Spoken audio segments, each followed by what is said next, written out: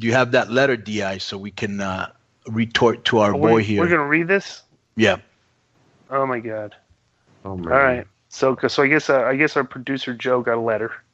What did he send this to? Keep it 100 questions, Joe. Yeah, K100 questions at Gmail. Okay. This K100 questions at gmail.com. Okay. So this is. All right. I'm just gonna read the letter as the way it states. Okay. So here we go. So we'll know who this is from. Dear Keepin' It 100, this is Nicky SCARZ, aka Doug Larson's boy. Doug Larson, of course, being the mispronunciation of Doc Lesnar that we picked on Conan for last week, King. And that you doubled down on, by the way, which to reiterate that. It was tremendous. Again. Okay. All right, so here we go. I listened to last week's show, and although I do appreciate getting included in the juicy seal of approval part, I have a few points I have to make about the segment. Number 1. The second song that got played on last week's show sounded like a dying cat getting urinated on by a laughing hyena.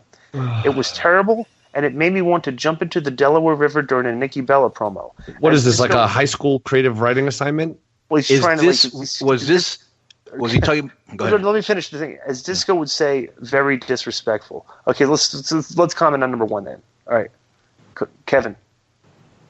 Okay. Oh, you want me to read that part? Sorry. No. I'll comment. What do you want to say about part 1? Oh, I just wanted to say it sounds like a bad high school literature class creative writing assignment. It's just, Okay. Any comments, Conan? He just says that because he gets buried in it. I will second Kevin on that. Okay. Number 2. Speaking of Disco, where the hell was he? Oh, by the way, just to actually put this. Speaking of Disco, where the hell was he? I actually value his opinion. So what if he likes aliens and invisible men? It does not matter that he tried to take claim on Cyrus's idea of the Ultimate X match. I still like Disco. I bet he'd be a Hall of Famer in Southpaw Regional Wrestling or that Colorado Smoky Mountain Wrestling crap Vince Russo tried to put over and fail miserably at. How can he like you if he just buries you through the whole thing? No, he obviously was being sarcastic when he tried to bury me. But once again, just another failed attempt at comedy. But where was I last week? As just for our listeners of Keepin' It 100 know, we do record this in segments and parts. We do not record 6 hours in a row every week. But last week we had issues with Hoovy was in Portugal, and Conan was the only one that could find a time for him to do the juicy segment with him. So that's why I was not on the show, or on that segment. All right. Number 3, the whole song was. This is where he has to explain himself, I guess. Do you remember this song? I don't remember it. I remember it. Sorry, you gonna say something, Conan? Yeah, it was the one with the beginning of the Game of Thrones.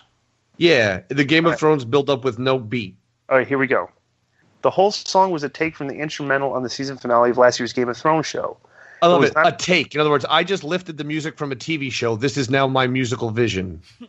It was not a hip-hop beat, which is why it didn't drop. I wanted it to be the exact instrumental as the one on the show. I think it made for a good remix song and proving I could rhyme to any genre of music. And yes, and this is in capital letters, yes, it was going somewhere. Until that Neanderthal producer JoJo that you guys hired turned the song off before it was even halfway over. I don't know where you guys hired this imbecile, and he spells imbecile IMBESIL.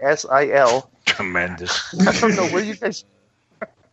I don't know where you guys hired this imbecile at, but for a cup of Conan's Caribbean eggnog, I could probably find a farm animal to do a better job. Joe, what do you think about those comments? Well, I think it says it all when he, called me an imbecile and just completely butchered the spelling. But other than that, it's not my fault that this song sucked. Okay. Number 4. I just want to say one thing on number 3.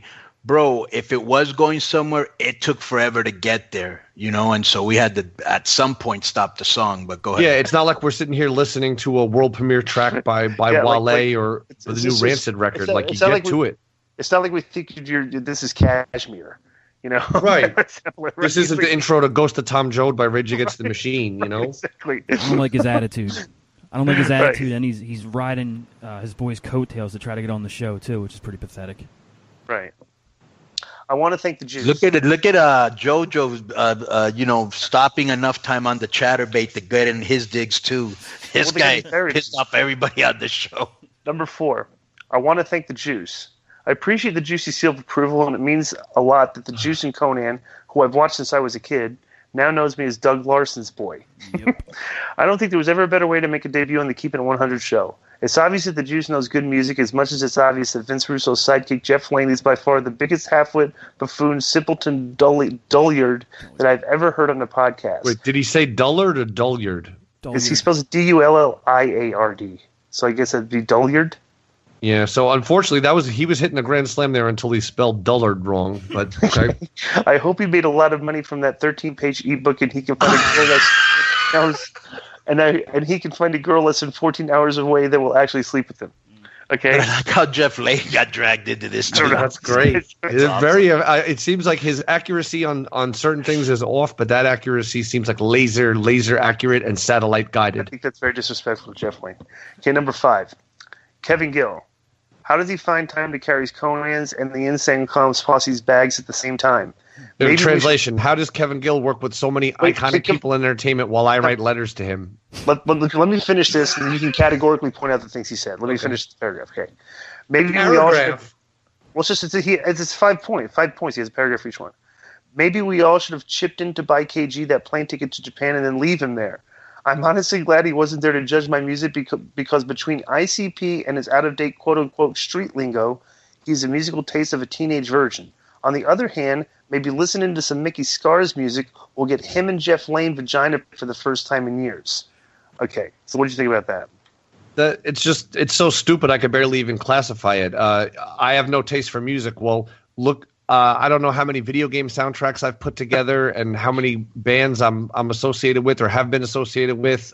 You could ask Conan's boy, Damian Abraham about my pedigree in hardcore music. And in other words, when Vicky Scares or whatever gets on my level, then I'll be happy to consider some of their criticism. But until then, I guess just keep sending in your cards and letters to ki100questions@gmail.com. I don't carry anybody's bags. And step up your game. You know what I mean? It's not us. It's you, brother. I'm going to do this, okay? I'm going to read the final note, the final line here. And because he was so disrespectful to so many people in this email, myself and them included, I'm going to beep out we're going to beep out one of the parts. You know which part? Yeah, I know which one. Yeah, right. On that note, I thank Conan and Juventud for listening to my music on the show, and check more out at if you want to hear more. Thanks again, Nicky SCARZ, a.k.a. Doug Larson's boy. Tremendous. We might have to bring him on the Trainwreck show, too. Yeah, possibly, right? Jesus. Yep. Please keep sending wrestling-themed music to the Juicy Seal of Approval. All right, man. So that's the intro part of the show. Enjoy the rest of the show on Keepin' It 100. Boom. Before we move on with Keepin' It 100, you're in for a treat. This is the original recording of episode 44's Juicy Seal of Approval segment, which features Doug Larson's soulmate, Mickey SCARZ, and his song, The Light of the Seven. Check out the reactions afterwards from Conan, the Juice himself, Juventud Guerrera, and myself that apparently led to such an emotional, dyslexic, embarrassing, and confusing email response. All right, this next one is nICKY SCARZ. He makes sure to point out that he is Doc Lesnar's boy. So there you go, man. Tremendous.